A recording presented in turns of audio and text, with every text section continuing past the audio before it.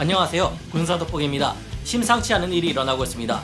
우리 군이 결국 K9 자주포를 미쳤다는 말이 나올 수밖에 없을 정도의 세계 최강 자주포로 만들고 있습니다. 어느덧 실전 배치된 지도 20년이 되어가는 K9 자주포의 자세한 개량안들과 한때 미국에 잠시 존재했다 사라진 전설의 최강 자주포 XM2001 크루세이더와 성능, 원리 등이 아주 유사하다는 것을 알 수 있는데요.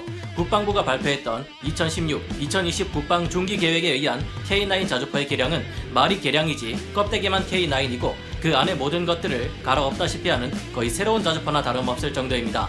그뿐만 아니라 사거리 100km에서도 원형 공산 오차 10m 이내 안의 적을 정밀하게 타격할 수 있는 활강 유도 포탄이 우리나라에서 개발되고 있으며 일반 포탄보다 훨씬 빠른 속도로 사거리가 무려 80km에 이르는 램제트 포탄까지 개발되고 있는데요.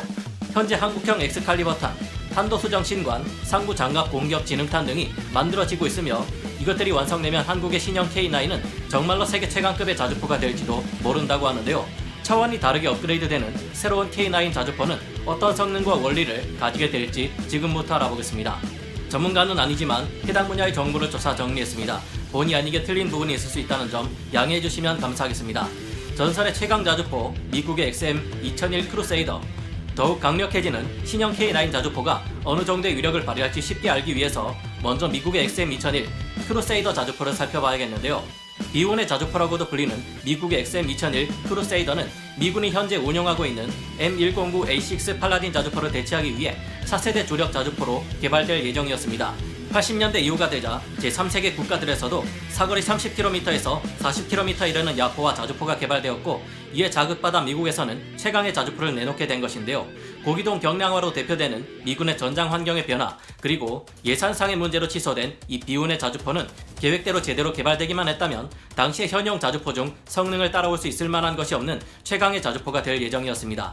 XM2001 크루세이더 자주포의 설계상 특징은 거대한 포탑을 무인화하고 3명의 승무원을 차체 앞부분에 자동화된 조종실에 집중 배치한 것이라 할 수 있습니다. 승무원은 포반장, 포수, 조종수 등 3명으로 구성되고 완전 자동화된 장전장치로 장전을 하기 때문에 장전수는 필요 없게 된 것인데요.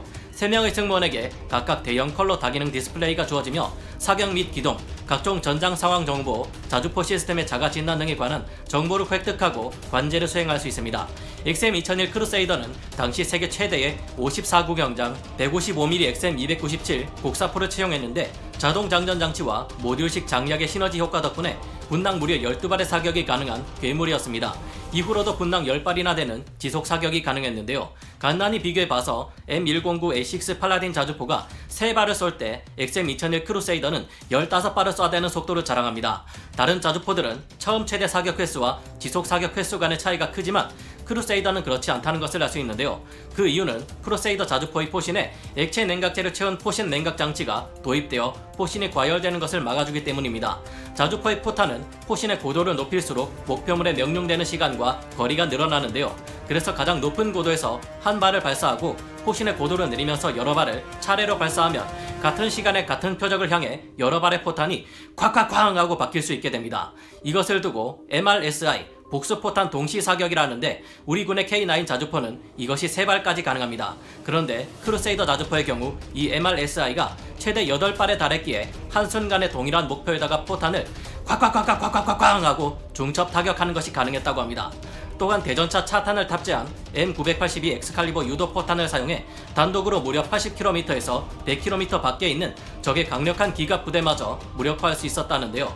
엑스칼리버 포탄은 자주포나 곡사포에서 발사하는 DPS, INS 유도 포탄으로 쏘고 나서 계속 유도해줄 필요가 없는 파이어 앤 포겟 방식의 사거리 연장 정밀 포탄입니다. 스마트탄의 대명사라 할 수 있는 이 포탄은 전투 상황에 따라 공중 폭발 모드, 지연 폭발 모드, 포인트 폭발 모드의 3가지 모드로 사용 가능합니다. 속도가 굉장히 빠르다는 것 또한 크루세이더 자주포의 강점 중 하나였습니다. 크루세이더 자주포는 1500마력짜리 가스터빈 엔진과 유압식 현가 장치를 조합해 노상에서 최대 속도 시속 67km를 낼 수 있었고 야지에서도 시속 48km의 속도를 낼 수 있었는데요. E8J 스타즈나 OH-58D 카이오와 헬기 같은 전장 정보 수집 체계로부터 데이터를 받아 목표 정보를 신속하게 분석할 수 있는 능력도 있었습니다. XM2001 크루세이더를 꼭 닮아있는 K9A2 우리 군의 K9 자주포는 여전히 출중한 성능을 자랑하지만 미국이나 독일, 러시아와 같은 기술 선도국들의 발전에는 약간 뒤처지는 면도 없지 않아 있었는데요. 러시아의 2S-35 칼리차 SV와 같은 자주포들은 무인 자동화 기술이 적용되어 뛰어난 성능을 보여주고 있습니다. 우리 군에서도 이에 뒤처지지 않기 위해 대표적인 자주포인 K9을 업그레이드해 이에 맞서는데요. 2027년 이후 전력화될 K9A2는 위치 확인과 재원 계산, 방열, 송탄 및 장전, 신관 장입과 사격까지 거의 모든 과정이 자동화된 무인 포탑으로 구성되는 대대적인 변화를 거치게 됩니다. K9의 차대나 기동 체계는 그대로이지만 탄약 장전 장치의 구조가 바뀌게 되며 둔감 장약을 적용하고 장약 장전을 자동화시켜 현재 삼은건 최대 6발에서 8발을 발사하는 성능을 최대 10발에서 12발 발사하는 수준까지 끌어올릴 계획입니다.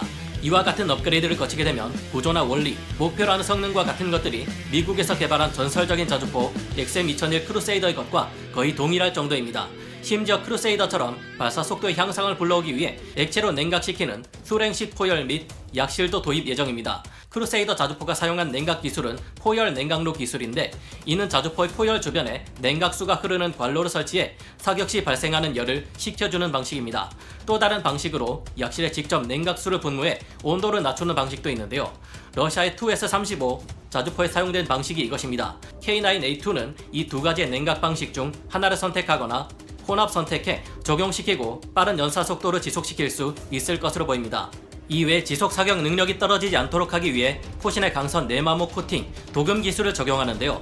또한 둔감형 모듈 장약을 사용해 지속적인 연사 속도를 더 높이게 됩니다. 기존의 K9A1이 첫 발사 후 3분이 지나면 연사 속도가 분당 2발로 떨어진 이유는 약실의 가열 문제 때문이었는데요. 약실이 가열된 상태에서 포탄을 발사하기 위해 넣는 모듈 장약을 집어넣으면 그 순간 폭발이 일어날 수 있기 때문이었습니다.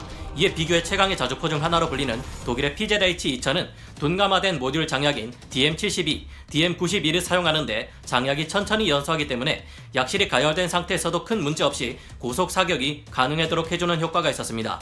그래서 이를 적용시켜 우리 군의 K9A2 또한 둔감형 모듈 장약으로 지속적인 고속 사격이 가능하도록 할 것을 기대해 볼 수 있는데요. 기존에 사용하던 K677 장약은 적의 총탄이나 RPG-7 대전차 로켓의 포탄, 파편 등에 피탄되면 자주포 내부에 화재가 발생할 경우 대폭발을 일으키지만, 새로운 둔감형 모듈 장약은 천천히 연소되기에 승무원들을 더 안전하게 지켜주는 효과도 있다고 합니다.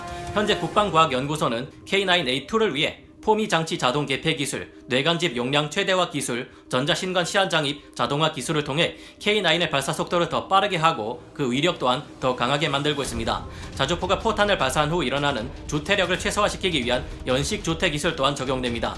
K9A2는 기존의 K9A1에 비해 발사 속도가 50% 이상 높아질 것으로 보이며, 시뮬레이션 결과 여러 성능 향상을 통해 전체 전투력을 3.19배 향상시키게 될 것으로 예측되고 있습니다. 원격 조종에 100km급의 활공탄을 발사하는 K9A3. 여기서 끝이 아니라 우리의 K9 자주포는 더 먼 미래를 바라보고 있습니다.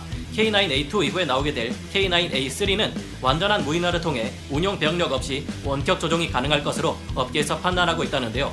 이는 엄청난 시간 단축 효과와 정확한 작전 효율을 불러오게 될 것으로 예상됩니다. 현재는 포병 사격 지휘 시스템인 BTCS에서 자주포로 무전을 통해 목표물의 좌표와 정보 등을 알려주면 자주포에서 병사들이 이를 수신해 재원을 계산하고 신관을 세팅한 다음 장전, 발사하는 과정을 거쳐야 합니다. 하지만 원격 조종이 가능하다면 각종 레이더와 무인 정찰기 같은 C4I 체계로부터 상황 정보를 전달해주고 지휘 역할을 하는 BTCS에서 바로 원격으로 K9A3 자주포를 조종해 발사할 수 있게 될 겁니다. 이렇게 된다면 공격 수행까지 걸리는 시간을 크게 줄일 수 있으며, 지휘소와 자주포를 운용하는 병사들 사이에 명령이 잘못 전달되는 오류를 최소화시킬 수 있을 겁니다.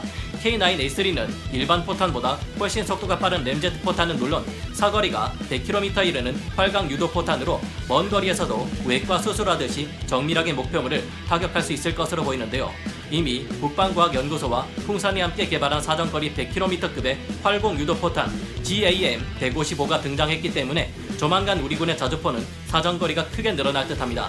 GAM-155 활강 유도 포탄을 살펴보면 자세 제어를 위한 후방 조종 날개와 활공을 위한 전방 날개가 달려있는 것을 볼 수 있는데요. 이 장치들 덕분에 GAM-155는 목표물과 불과 10m 떨어진 곳을 타격할 수 있을 정도로 정확도가 뛰어났다고 합니다. 우리 군에서는 현재 이 외에도 한국형 엑스칼리버 탄, 탄도 수정 신관, 상부 장갑 공격 지능탄을 사용하기 위해 만들고 있는 것을 보면 괜히 포방부, 화력 덕후라는 말이 나오는 게 아닌 듯한데요. 이 이후에 개발되는 차세대 자주포는 지능형 무인화가 가능할 것으로 보이며, 사정거리가 100km에서 400km 이르는 레일건 및 레이저포, 사정거리가 무려 500km를 넘어가는 초장사정포 등이 될 것으로 보이지만 아직까지 밝혀진 것이 별로 없으니 추후에 자세한 내용이 밝혀지면 알려드리도록 하겠습니다. 지금도 세계에서 세 손가락 안에 드는 것이 우리의 K9 자주포인 것으로 알려져 있는데요. 앞으로 K9A2, K9A3가 나온다면 우리나라의 자주포는 세계 최강급의 자주포 중 하나가 될지도 모르겠습니다. K9의 업그레이드가 잘 이루어지길 바라며 오늘 군사 돋보기 여기서 마치겠습니다. 감사합니다. 영상을 재밌게 보셨다면 구독, 좋아요, 알림 설정 부탁드리겠습니다.